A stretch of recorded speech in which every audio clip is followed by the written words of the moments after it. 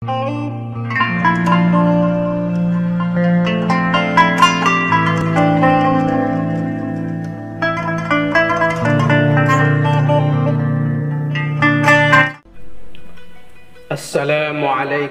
warahmatullahi wabarakatuh. Alhamdulillahi wahdah, sadaqa wa'dah, wa nasara 'abdah, wa a'azza jundahu wa hazamal ahzaba wahdah. Ashhadu an la ilaha illallah wahdahu la syarika lah, wa ashhadu anna Muhammadan abduhu wa rasuluh la nabiyya ba'dah. Qala Allah ta'ala fi kitabihil karim, a'udzu billahi minasy syaithanir rajim. Bismillahirrahmanirrahim. Walitukmilul 'iddata walitukabbirullaha 'ala ma hadakum wa la'allakum tashkurun. Shadaqallahul azim. Pemirsa kaum muslimin muslimat dimanapun Anda berada, alhamdulillah kita sudah berhari raya Idul Fitri. Tentunya kami sekeluarga mengucapkan minal a'idin wal faizin, kullu am wa antum bi khair. Mohon maaf lahir dan batin. Pada kesempatan ini kembali kita mengkaji atau mengaji, yang pada kesempatan ini tentu saja pembahasan kita adalah masalah amalan-amalan yang akan kita lanjutkan setelah merayakan hari raya Idul Fitri. Biasanya seseorang itu akan dikatakan berhasil dalam pendidikan, dalam pelatihannya, manakala ilmu-ilmu yang dia pelajari dalam latihan maupun dalam pembelajarannya dapat dia implementasikan, dapat dia terapkan dalam kesehariannya. Maka ibadah Ramadan dia diibaratkan sebuah madrasah, ya, yang memberikan pendidikan, latihan untuk kemudian diterapkan pada 11 bulan ke depan. Nah, orang yang sudah keluar dari madrasah Ramadan tentunya dia akan berupaya semaksimal mungkin untuk cepat-cepat menerapkan pelajaran dari amaliyah-amaliyah Ramadan pada bulan Syawal ini. Nah, salah satu contohnya amalan-amalan yang ingin cepat-cepat kita selesaikan, ingin cepat-cepat kita terapkan adalah ibadah puasa.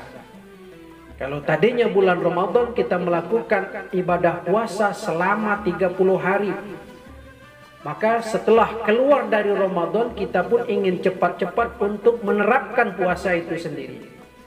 Maka itu puasa yang mesti kita terapkan setelah berhari raya adalah puasa Syawal atau puasa 6 hari di bulan Syawal.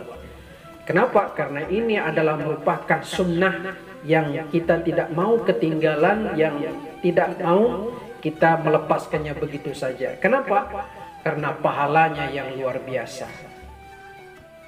Sebagaimana yang Rasulullah katakan, man shoma Ramadana, barang siapa yang berpuasa Ramadan, full puasa Ramadan, summat ba'ahu sitta min Syawalin, kemudian mengikutinya atau melaksanakan puasa 6 hari dari bulan Syawal itu, maka apa kata Rasulullah sallallahu alaihi wasallam?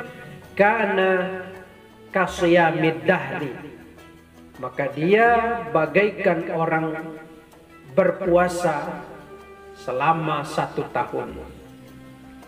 Nah, konsepnya ini jelas bahwa kata Rasulullah puasa full 30 hari ditambah 6 hari maka otomatis 36 hari berpuasa.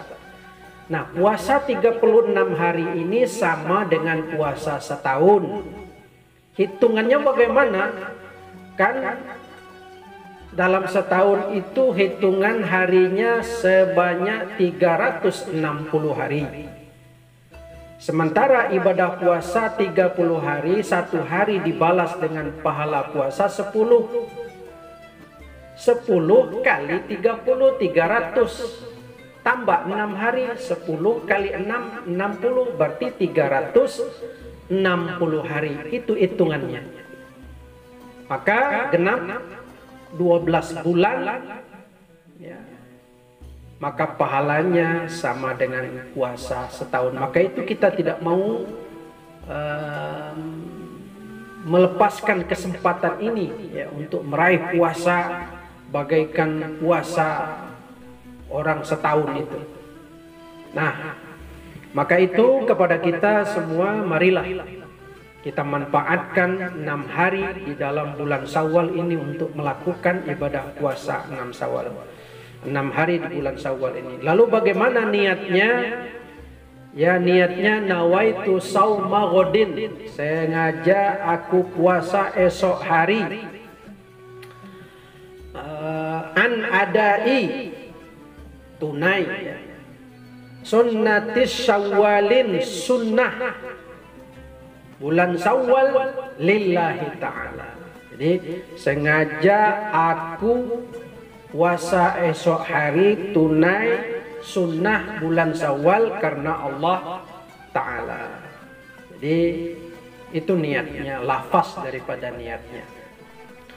Lalu ada pertanyaan bahwa bagaimana dengan ibu-ibu yang tadinya dia head sehingga tidak dapat puasa Ramadan full 30 hari.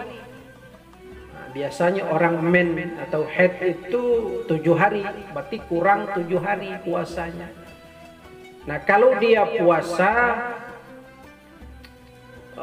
melakukan puasa Syawal lalu belum mengqadha, maka otomatis dia tidak dapat puasa selama 1 tahun itu.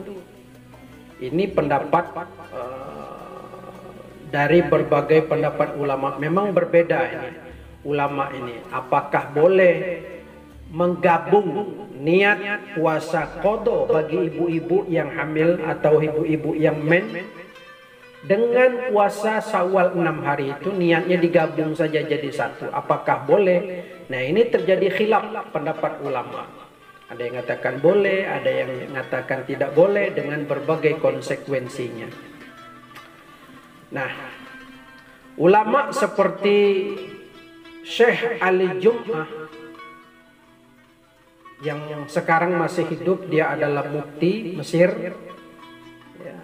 Syekh Ali Jum'ah mengatakan bahwa ibadah puasa digabung dibolehkan.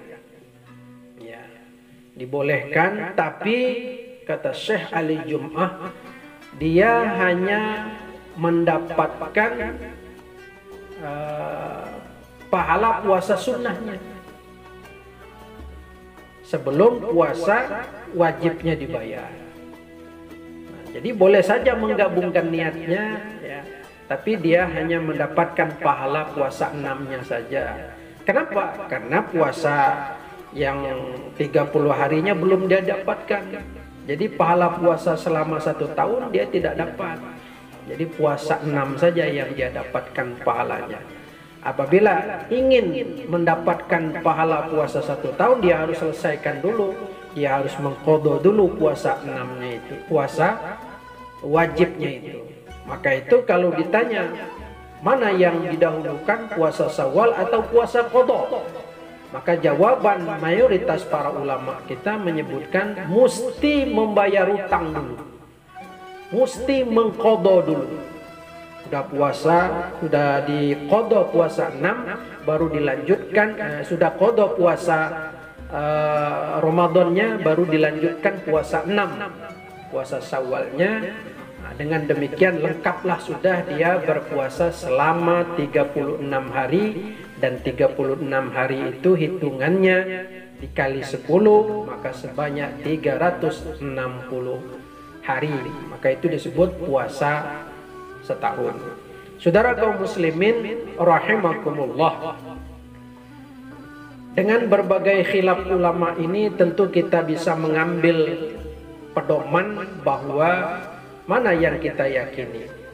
Kalau mazhab Syafi'i rata-rata termasuk murid-muridnya mengatakan boleh menggabung antara puasa qada Ramadan dengan puasa Syawal, boleh digabung.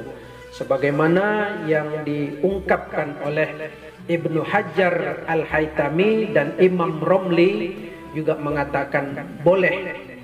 Tapi dengan syarat tentunya dia melakukan ibadah puasa penggabungan itu karena sudah terdesak oleh waktu. Karena bulan Syawal tinggal 6 hari lagi. Nah, ini boleh menggabungkannya menjadi 2. Tapi kalau puasa Syawalnya masih banyak harinya, laksanakanlah lebih dahulu hutang qada puasa Ramadan. Itu lebih utama. Baik, itu dulu kajian kita pada kesempatan ini. Terima kasih atas segala perhatian. Mohon maaf atas segala kekurangan. Wassalamualaikum warahmatullahi wabarakatuh.